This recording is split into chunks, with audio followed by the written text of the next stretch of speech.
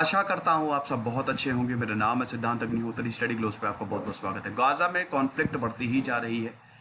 Israel के जो प्रधानमंत्री हैं बेंजामिन नेतन्याहू, उन्होंने ये बोल दिया कि एयर स्ट्राइक्स कंटिन्यू रहेंगी। दोस्तों, हम इस लेक्चर में बहुत सारी चीज़ों को देखेंगे। कल से क्या हो रहा है, चलो चैनल को सबसे पहले सब्सक्राइब कर दो। 1 सेकंड लगेगा। आप सब्सक्राइब, जब हमारा सब्सक्राइबर काउंट बढ़ता है तो हमको बहुत अच्छा लगता है यार। करो सब्सक्राइब, 1 सेकंड लगता है खाली, बस बेल का आइकन दबाओ। इंस्टा पे आओ और टेलीग्राम पे आओ। लगभग 22,000 के करीब सब्सक्राइबर हैं। यहाँ पे आपको पीडीएफ्स मिल जाएंगे। ये देखो, ये कल हुआ और जब ये हुआ तो पूरी दुनिया में हो हल्ला मच गया।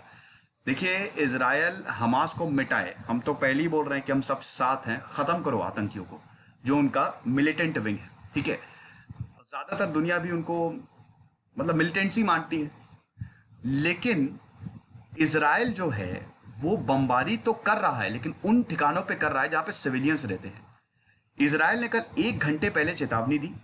अल जजीरा और एसोसिएट प्रेस के ऑफिस पे बमबारी कर दी। 12 स्टोरी बिल्डिंग धुआं धुआं हो गई। अब दोस्तों, अभी तक 145 लोगों से ज्यादा मर चुके हैं, जिसमें से 41 बच्चे हैं। ये आंकड़ा हर घंटे 2 घंटे बढ़ता जा रहा है। इजराइल में भी प्रॉब्लम हुई है, वहां पे भी 10 लोगों की जानें चली गई हैं। ठीक है, ऐसा नहीं है। दंगे जो हो रहे हैं, इजराइल में भी दिक्कत है। आप खुद ही सोचिए कि गाजा मतलब हमास जो है, अभी तक ऐसा बोला जा रहा है कि 2000 से ज्यादा रॉकेट फायर कर चुका है, जिसमें से कुछ इजराइल पे लगे हैं। अब अगर मान लो ये आयरन डोम नहीं होता तो इजराइल को कितनी ज्यादा तबाही झेलनी पड़ती, कितने लोग मारे जाते, ये भी तो आप सोचिए। लेकिन इजराइल की डिफेंस टेक्निक बहुत भयानक है। मैं बोल रहा हूं कि उड़ा देगा, वो खत्म कर देगा, निस्तना नाबूद कर देगा वो। अब इजराइल को थोड़ा सा सोचना चाहिए बैठ के, लेकिन मेरे ख्याल में हमास को भी सोचना चाहिए बैठ के। दोनों को सोचना चाहिए। इजराइल को ज्यादा इसलिए सोचना चाहिए क्योंकि इजराइल के पास ताकत ज्यादा है। हमास उनके सामने बिल्कुल नहीं टिक सकता, उनके पास ताकत है। तो इजराइल ने यही बोला कि ये तो लेजिटिमेट मिलिट्री टारगेट था, लेकिन बाद में अल जजीरा एसोसिएट प्रेस ने बोला कि 15 साल से हम यहां पे रह रहे हैं, आपको कहां से इसमें हमास के मिलिटेंट्स दिख गए? हम जर्नलिस्ट हैं, हम कहां से मिलिटेंट हो गए? ये उनका कहना है। और अमेरिका ने बोला है, देखिए अमेरिका का कड़ा रुख है इजराइल पे। इस जब से ये हमला हुआ है तब से अमेरिका ने ये बोला है कि जो जर्नलिस्ट है और इंडिपेंडेंट मीडिया है, वो एक पैरामाउंट रिस्पॉन्सिबिलिटी है। अमेरिका फ्रीडम के लिए जाना जाता है, हम उनको कभी भी ढहने नहीं देंगे। ये जेन साकी ने बोला है, व्हाइट हाउस प्रेस सेक्रेटरी, और इस अटैक को कंडेम किया है। फिर जो बाइडेन ने प्राइम मिनिस्टर बेंजामिन नेतन्याहू से बात की और पहली बार पैलेस्टीनियन प्रेसिडेंट महमूद अब्बास से बात की।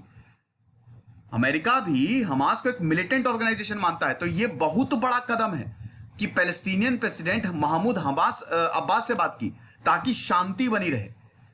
लेकिन बड़ी बात यह है कि इजराइल और हमास दोनों ही झुकने को तैयार नहीं है। इजराइल तो झुकेगा नहीं, हमास भी बोल रहा है कि हम अपनी कैंपेन्स करते रहेंगे। अभी मैं आगे बताऊंगा क्या क्या बोला गया है।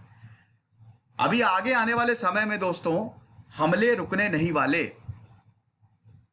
और अभी तो वर्स्ट आना बाकी है। फिलहाल अभी वर्स्ट आउटब्रेक है, लेकिन अभी तो वर्स्ट आना बाकी है।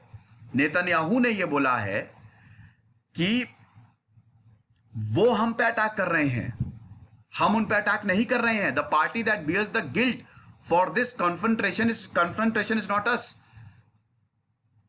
हम क्यों गिल्टी फील करें जब हम अटैक ही नहीं कर रहे हैं? वहां से अटैक आ रहा है। हम तो एक ऑपरेशन कंडक्ट कर रहे हैं और ये खत्म नहीं है, और ये ऑपरेशन चलता रहेगा जब तक इसको चलाना है। जब तक एक एक हमास मिलिटेंट खत्म नहीं हो जाता, तब तक स्ट्राइक ही जारी रहेगी। मतलब अभी और जाने जाएंगी और सिविलियंस मारे जाएंगे, लाशें बिछेंगी। यह बेंजामिन नेतन्याहू का बोलना है। और बोला है कि इजराइल के एयर और आर्टिलरी बैराज ने डजन्स ऑफ हमास मिलिटेंट्स को खत्म कर दिया, मार दिया। टनल पे हमला, बिल्डिंग्स पे हमला, कितने लोग मारे गए? वास्ट टनल नेटवर्क था। हमास में टनल नेटवर्क बहुत ही खतरनाक है। ये मिलिटेंट इसका यूज करते हैं। एकदम से सुरंग से ऊपर आएंगे, रॉकेट फायर करेंगे, फिर नीचे से चले जाएंगे।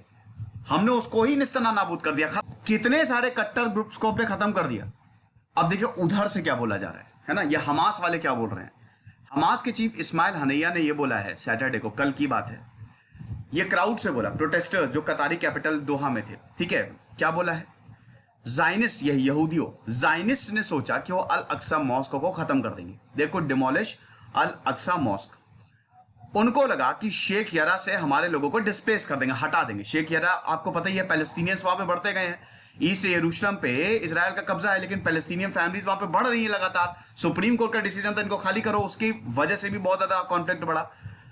मैं नेतन्याहू से बोलता हूं, आग से मत खेलो, है ना, इन्होंने बोला। मैं नेतन्याहू से बोलता हूं, आग से मत खेलो। जैसे ही ये बोला, क्राउड ने भयंकर चीयर किया, खूब हल्ला, वाह क्या बात बोल दी। ये जो बैटल है आज की, ये वॉर है और ये इंतफिदा है। 1987 में इंतफिदा की शुरुआत हुई थी ना, यरूशलेम मतलब खत्म करो, यरूशलेम के लिए वॉर होगा, जैसे क्रूसेड्स में हुआ था। यरूशलेम है, ये यरूशलेम है ना, और ये अपराइजिंग है। अब मैं इनसे बोलना चाहूंगा, ये सब ये इतना इमेच्योर बयान है, ये इस तरीके की बातें जो है वो और खतरनाक और खराब कर देंगी। ये तो मर नहीं रहे हैं, तो दोहा में बैठे हैं, है ना, इनको क्या लेना देना। दोहा में तो अटैक होगा नहीं, पैलेस्तीन में अटैक हो रहा है, ठीक है, हमास के पास भी हथियार है, वो भी इधर से। लेकिन जो सिविलियंस हैं, जो बच्चे हैं, वो क्या करें, ईद मना रहे थे, आया बम, सब खत्म, पूरी फैमिली खत्म। तो ये इस तरीके के बयान, पहली बात तो do not play with fire and all, ये सब बस बड़बोली बातें हैं। एक्चुअल में इजराइल का कोई कुछ नहीं बिगाड़ सकता, ये सबको पता है ना। तो बेहतरी इसी में है कि बैठ के टेबल पे बातें करें, इसको सुलझाएं, ना कि इसको बढ़ाएं। और इजराइल को भी ये समझना चाहिए। और इंटरनेशनल, अब देखिए, ये एक वॉर क्राइम ऐसा बोला जा रहा है कि इंटरनेशनल क्रिमिनल कोर्ट के चीफ प्रोसिक्यूटर ने बोला है कि हम एक सिचुएशन को क्लोजली मॉनिटर कर रहे हैं, एस्केलेशन जो हो रहा है, हॉस्टिलिटीज और इन्वेस्टिगेशंस हैं कि वॉर क्राइम्स हो रहा है नहीं हो रहा है। वॉर क्राइम होगा तो समझ लीजिए इजराइल पे भी मुकदमा चलेगा, लेकिन वो कुछ होता नहीं है ज्यादा। इंटरनेशनल क्रिमिनल कोर्ट भले ही कुछ ज्यादा ऐसा वो नहीं है, कि ऐसा नहीं है कि वो उन्होंने कर दिया तो सैंक्शंस के अलावा और क्या कर सकते हैं। ये ऐसा तो है नहीं किसी को फांसी पर लटका देंगे। नेतन्याहू ने हमास को बोला है कि डबल क्राइम कर रहे हैं, डबल वॉर क्राइम है। सबसे पहले तो सिविलियंस को टारगेट कर रहे हैं और उसके बाद पैलेस्टीनियन सिविलियंस को ह्यूमन शील्ड बना रहे हैं। ये बिल्कुल सही बात है, ये इससे मैं सहमत हूं। मैं देख रहा हूं कि पैलेस्टीन्स के जो लोग हैं, पैलेस्टीनियंस जो हैं, वो लोग आगे आके, मतलब उनको ह्यूमन शील्ड बनाया जा रहा है, उनको भड़का के आगे करवाया जा रहा है, गड़बड़ करवाई जा रही है। लेकिन इसमें बेंजामिन नेतन्याहू को भी ये समझना चाहिए, अगर ऐसा है तो जाके पैलेस्टीनियन सिविलियन से अपील करें ना, ये हमले रोक के समझाएं, टेलीवाइज्ड स्पीच दें कि हम दोस्ती के लिए तैयार हैं।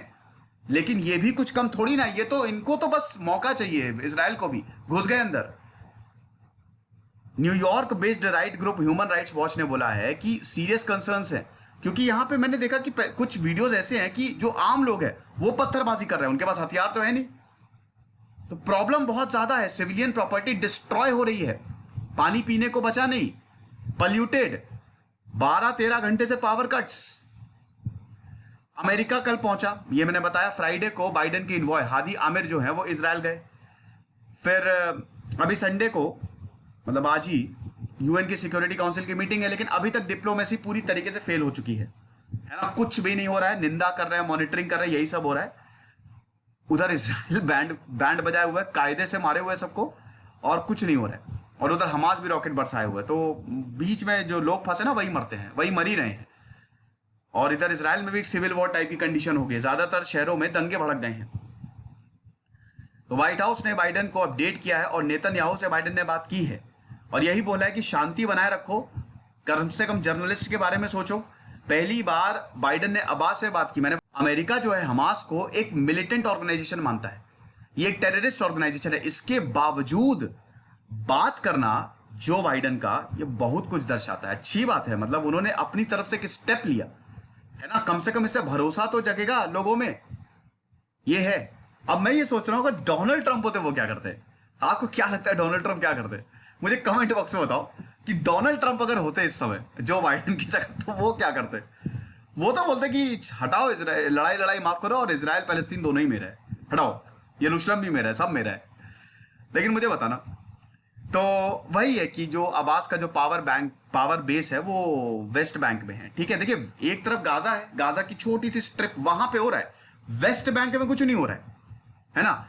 गाजा पे हमास का राज है, या ये भी एक आप थोड़ा सा ध्यान दीजिएगा, वेस्ट बैंक शांत है, वहां पे पैलेस्तीन में ज्यादा कुछ नहीं हो रहा है, लेकिन गाजा में जहां पे हमास का कंट्रोल है वहां प्रॉब्लम्स हो रही हैं, क्योंकि इजराइल ये बोल रहा है कि ये पूरी आतंकी की जमीन है, इसको खत्म करना पड़ेगा या इसको अपने में लेना पड़ेगा। अब जो भी है बोल क्या रहा है, मतलब इन बिटवीन द लाइंस आप समझ सकते हैं।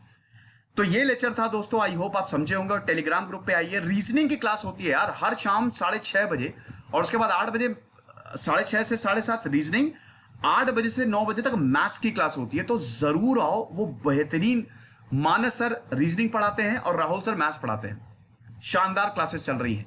जरूर देखो, अपने फीडबैक्स दो, और आपको यहाँ पे PDF मिल जाएगी। खुश रहिए, पढ़ते रहिए। जैसे सिद्धांत अग्निहोत्री साइन।